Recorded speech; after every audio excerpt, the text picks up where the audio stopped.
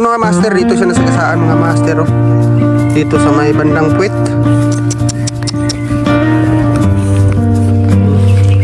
Tingnan yung mga bitak sa lupa mga master.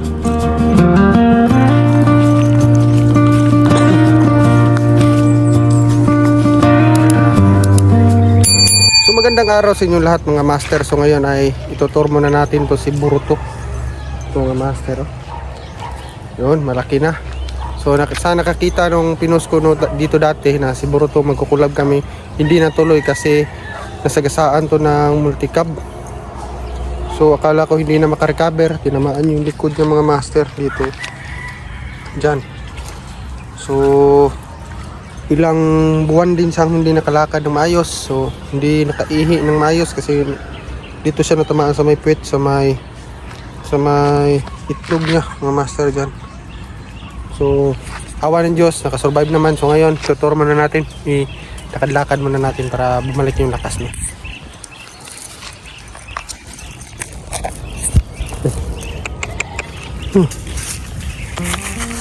Kain ka na ng slupin. Master, ito tayo.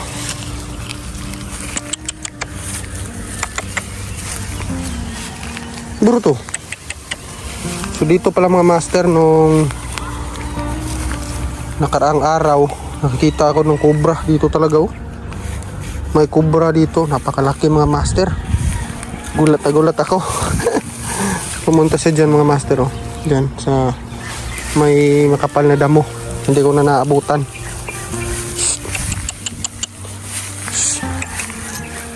Boruto.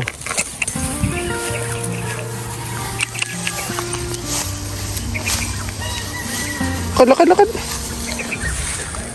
So, grabing init ito sa amin mga master, oh. Kita niyo na itong lupa na to, pakita ko mga master. Tingnan niyo yung lupa mga master.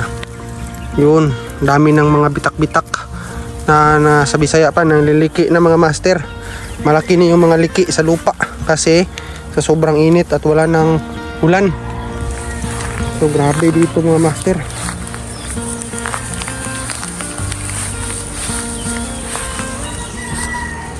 Yun.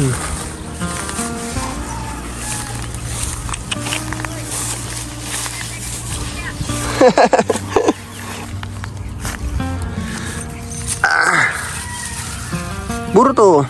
So, yung mga master, dito siya nasagasaan mga master, oh. Dito sa may bandang puwet. Iwan ko ba kung masakit pa ba? Ay, hindi na, oh. Yung bago pa lang to nasagasaan, pag pinisil ko dito, nasasaktan sa mga master. Umiiyak siya. Ngayon, hindi na. Kakaligo lang nito kanina mga master. Niligo ko to araw-araw. Babango to si Boruto. Mag-hi ka Boruto sa mga nagsuporta sa YouTube channel natin. Na hi. Itong aso na to ay binigay pala to ng pinsan ko.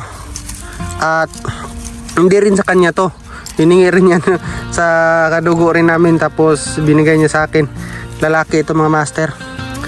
Ano kung maganda nito mga master? Kapunin. Sabi niya maganda daw pag kinapon yung aso mataba. So nagbabalak akong ipakapon ito para lumaki at hindi siya, kasi pag kapon na aso hindi masyadong naghanap ng gulo, hindi masyadong matapang ba sa mga aso master.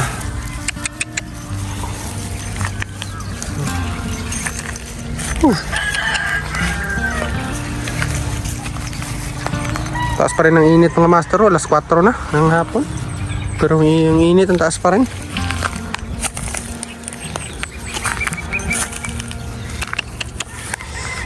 Dito ginagawa yung mga video namin dati mga master, no, nagpapalabas ako ng mga EI ng mga animals, mga ahas. So dito ko pinalabas. So grabe yung viral nun sa Facebook page namin. Ngayon ay hindi na. Kasi nawala na yung, may bayad na kasi yung apps na ginagamit ko. Yun. May bayad na, 1.7 yung monthly, so wala tayong pera. So balik na naman tayo sa mga joke mga master.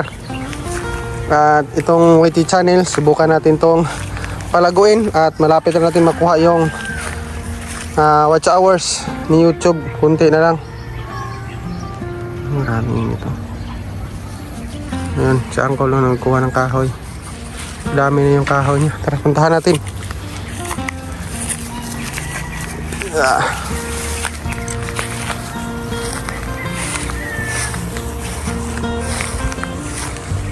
Init. Ito ay dati lunanganan to ng kalabaw, yung may tubig dyan. Ngayon wala nang tubig mga master. Tuyo na.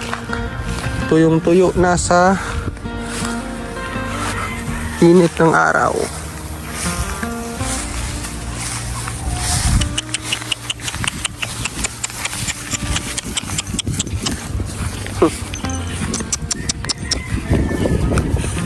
Vlogger na ni Roa ba? Vlogger na. Nagkahoy ko lo.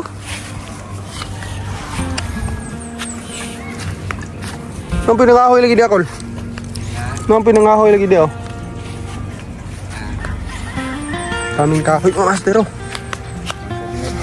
Sugnod ba? Ito.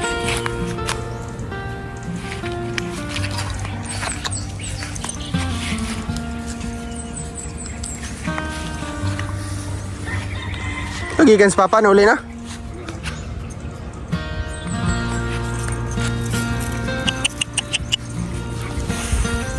Takbo.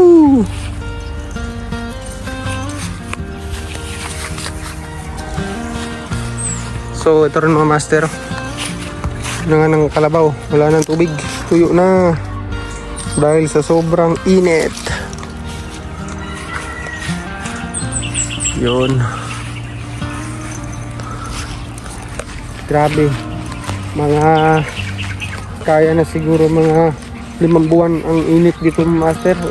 Halos hindi umuulan pero saglit lang at sobrang konti lang, hindi nakakabasa ng lupa. So yun, ang init, sobrang init, wala talaga, patay talaga yung mga damo tulad nito mga master oh. Tingnan yung mga bitak sa lupa mga master. Grabe, may balata pang maliit oh. Mga anak ng kamprag nawala.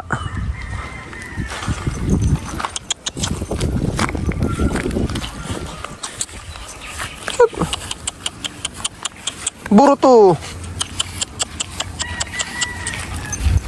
Grabe yung bitak ng master oh.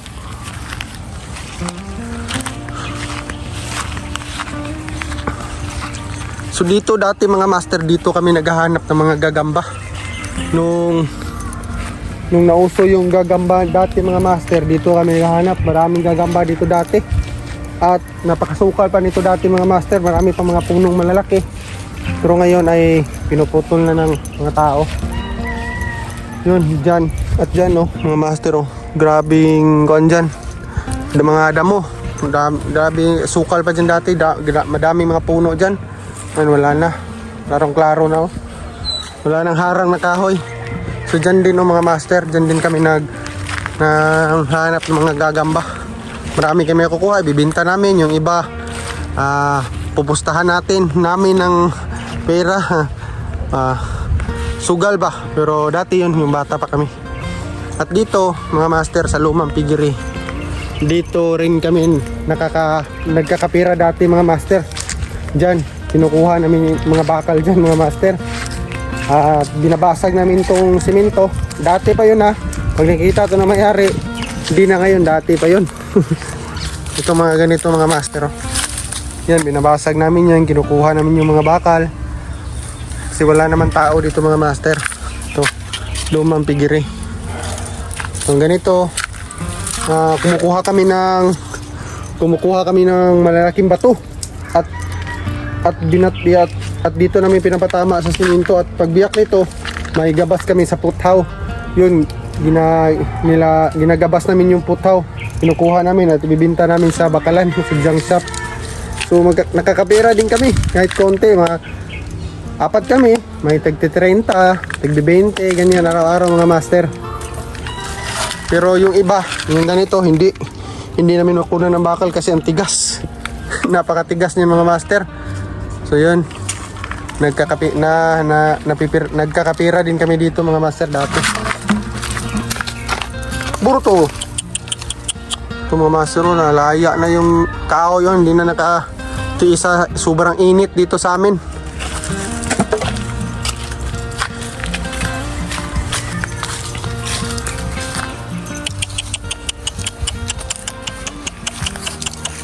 Bruto. Hey.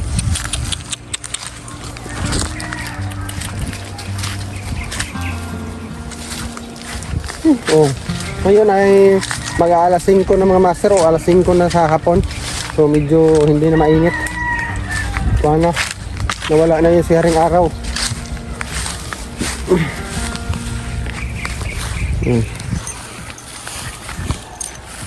Siguro to mga master, oh.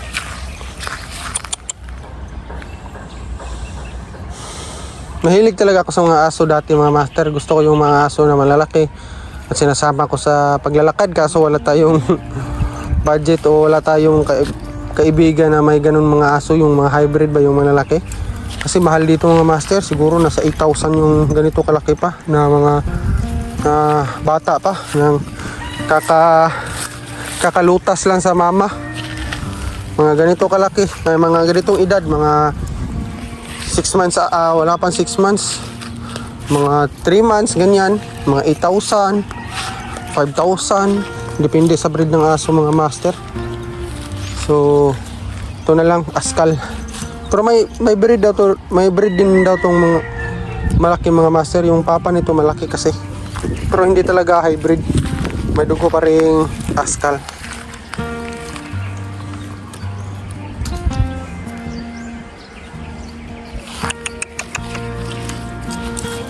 Grabe, ang ganda dito mga master.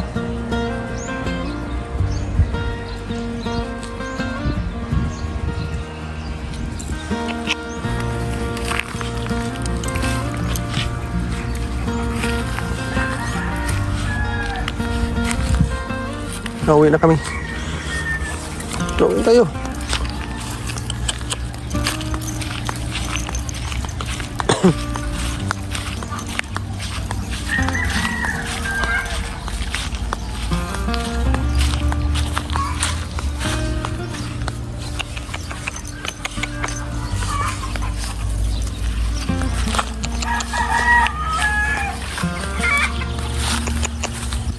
So yun mga master, tapos na nating itor si Boruto sa damuhan. So kondisyon na mga master, hindi na masakit yung paa niya. So yun lang mga master, salamat sa panonood sa ating YouTube channel. Huwag kalimutan mag-like and subscribe sa ating YouTube channel para updated ka sa gagawin nating video dito sa Buhay Probinsya. So maraming salamat mga master.